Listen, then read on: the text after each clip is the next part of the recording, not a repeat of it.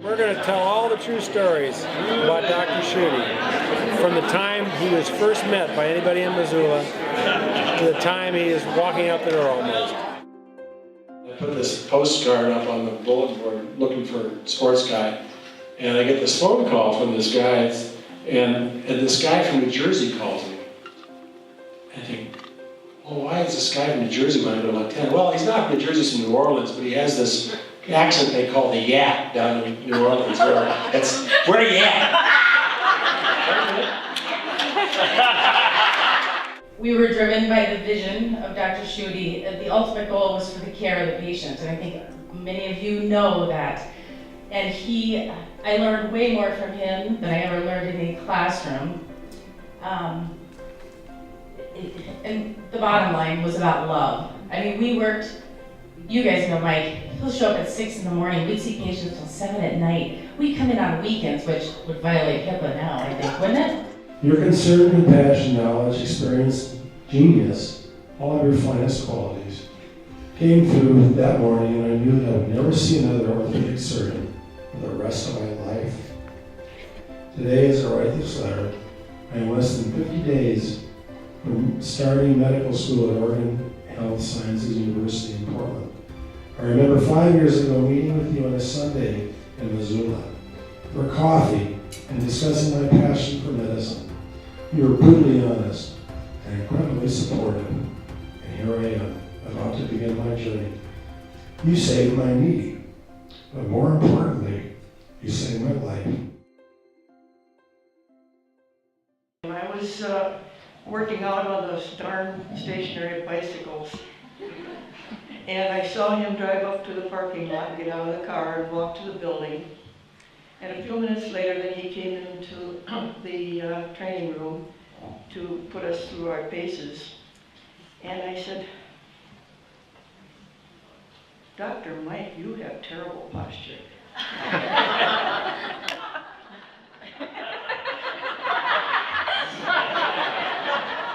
Well, he did.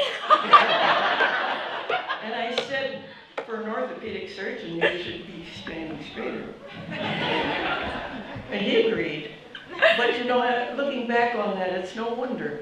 How many hours bending over the operating table, repairing knees? How many hours training on his racing bicycle? So, in spite of his poor posture, we all love him. One of the things that I remember most about Mike is how he sweated bullets, literally, over his care of patients. One day he said to me, I think it was his first year of practice or second, he said, "How do you do it?" I said, "How do I do what?" He says, "How do you know that you're taking care of the patient in the best way you can?" He sweated over that. I said, "Mike, you do the best you can. You prepare yourself, you show up, and you know that you're ready for the case." And Mike always came in with textbooks and diagrams and x-rays with lines all over them. You know, I mean, most orthopedic surgeons, not to say they're bad orthopedic surgeons, would walk in and say, "What am I doing next?" And they do a good job. But Mike was a perfectionist, and is a perfectionist, and taught me a lot about medicine, and about expecting the best of myself and expecting the best of others. And I'll always love him.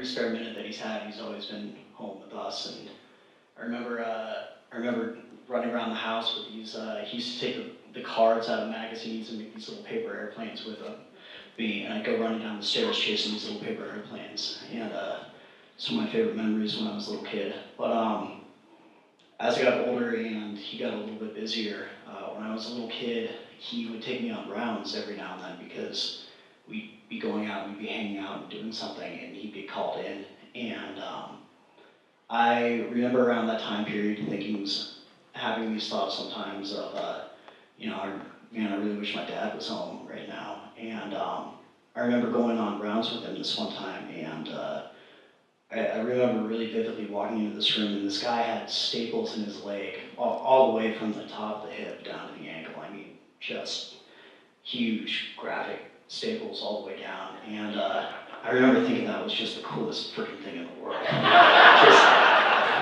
just too cool. And I just had this, I kind of realized then that this guy, the way he talked to my dad and thanked him so much for what he did, and I said that my dad was reassuring him that he'd be up and moving and that he'd be doing whatever it is that he did again.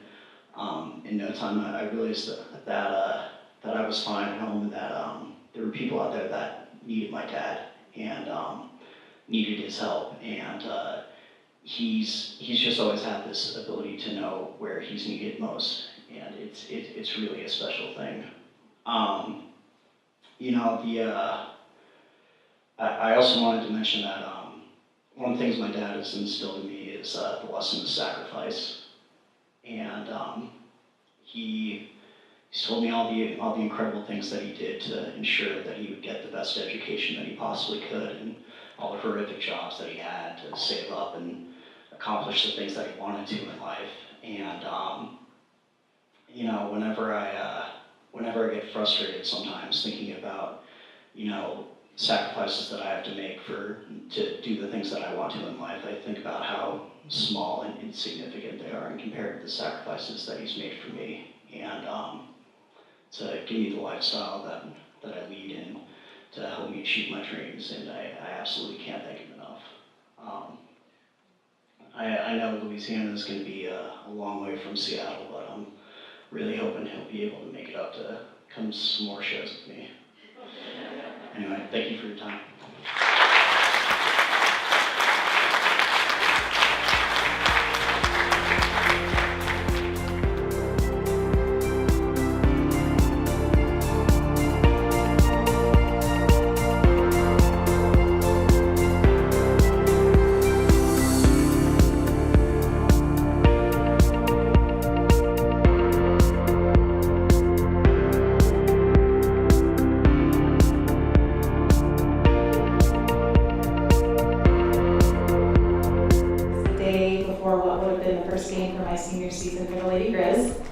Season-ending knee injury in McGill Hall, carted off to the training room, and Dr. Schutte and this little bright-eyed 9-year-old girl comes bouncing into the training room. They're on their way to a Grizz football game, and our training room at the time was in a trailer because Adams Center was under renovation.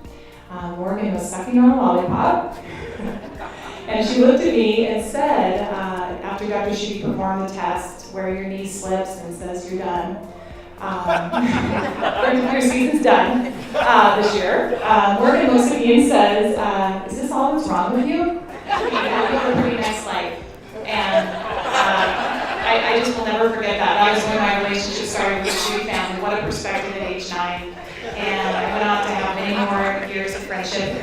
Unfortunately, I re-tore my knee and spent a lot of time at Northern Rockies and went through a lot of rehab. Was able to play professional basketball in Europe, thanks to Dr. Schutte, finishing out my senior year. And I am so grateful. You are so loved.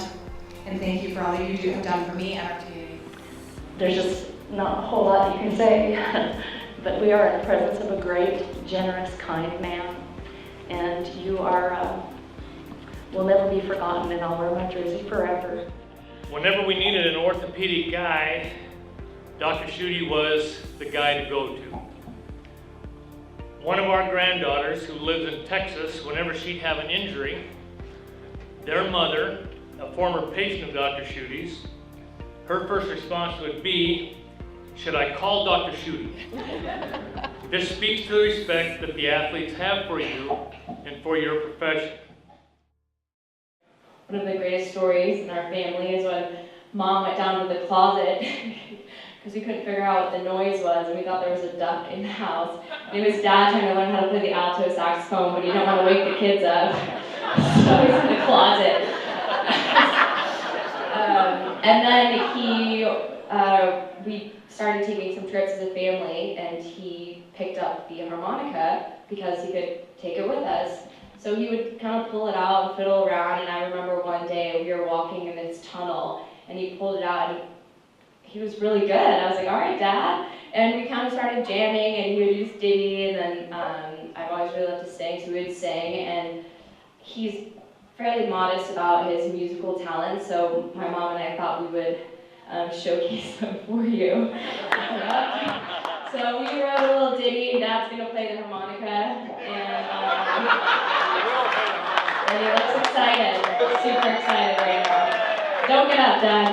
Kids thought their dad was, as most children do, just God. And one time, my husband took my son, believe it or not, at one time he was small and didn't have a beard. And He always had a beard. he always had a beard since 5th grade. Anyway, so I took it, and he took Ryan to Rattlesnake Creek. And Ryan, it was a warm day in the spring, so it was still cold. And Ryan had on his diapers, and he saw the water, and he threw off the diapers and ran into the water, and it was cold. And he looked at Mike and he said, "Make it hot, Daddy."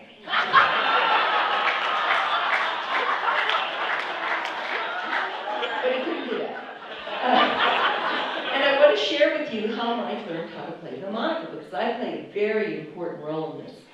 When Mike was waiting for me to get ready when we were going out, rather than get upset, he taught himself how to play the harmonica.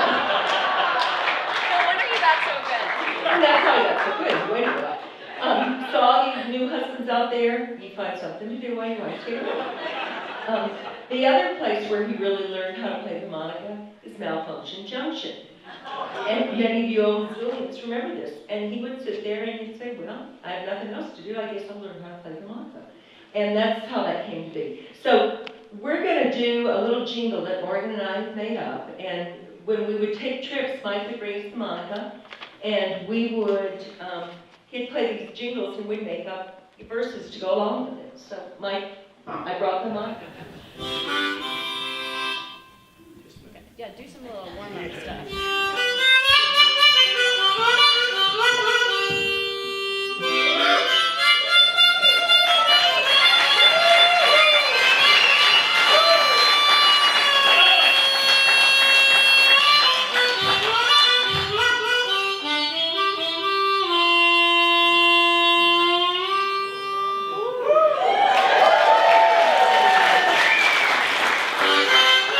There once was a boy in New Orleans.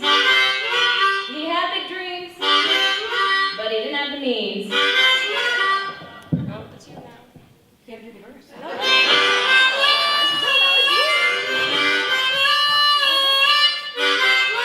He mowed lots of lawns and scooped ice cream to pay for an education, because he knew that's what he would need.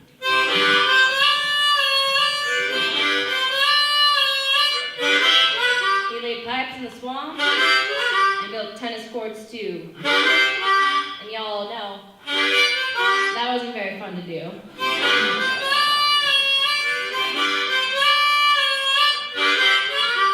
At LSU, while others played, he studied hard in the library. Not many girls there, but still he stayed. He got into medical school while he was on his way. Spent time at Charity Hospital, people yelling, "Doctor, save my leg!"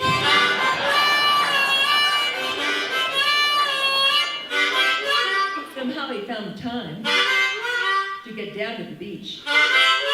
The band was playing, and a pretty lady was in reach.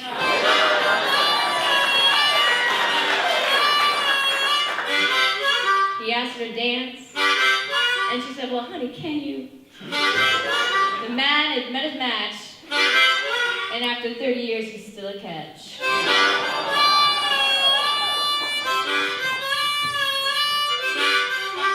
From New Orleans to Cleveland Clinic, and we met a fellow named Steve who said, Montana needs you in it.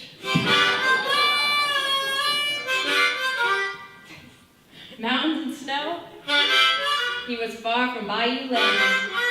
But what? Geez, missed a typo. But he started helping people, and he knew it was God's plan. From office visits to surgery, then on to healing. Some patients had long recoveries.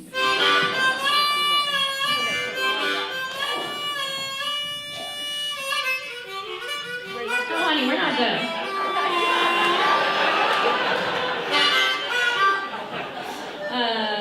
I got it, lady. All right. Helping people achieve their physical goals. The good doctor was on a leg-saving roll. For his honey at home, the house was awfully quiet. But not for long, because soon she'd be chasing little riots. Don't worry, we're almost done. But after 30 years, helping hundreds of people, the Bayou came a calling. Lafayette needed a patient and wise teacher. The good doctor, he may be leaving, but the memories he made will make him a great leader.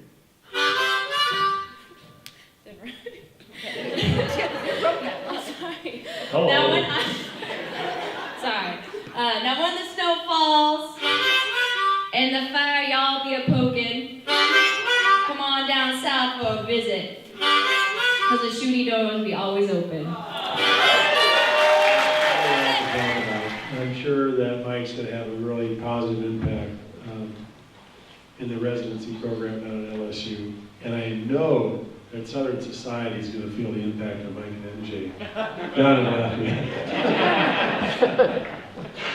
I just hope they find happiness down there, and I hope they remember that we miss them, and I hope they think about us sometime, and maybe come back and see us sometime, because it's going to be a big hole in our hearts, and we're going to miss you.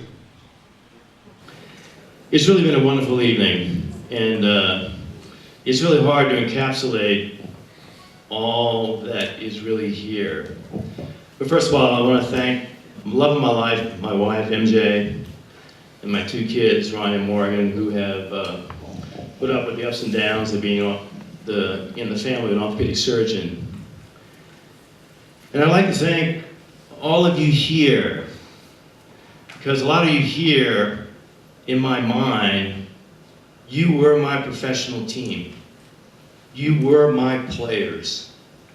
You know, in my mind, the way it worked was, it was important to be mindful when I really needed to be in the moment that you really needed a doctor to be there. And even though you didn't have a Cleveland Browns jersey on, and you weren't in a newspaper, you had a life dream. You had a goal. And it was really an honor and privilege for me to help you get there. When I was in college just trying to make my way, I said, if I get the privilege to be a doctor, and I was the first doctor in my family, I said, every patient I see is going to get everything we can give them, because they deserve it. And it doesn't matter what the administrators say, it doesn't matter what anybody in the peripheral world says. In our little world, we were going to have magic. And we had magic.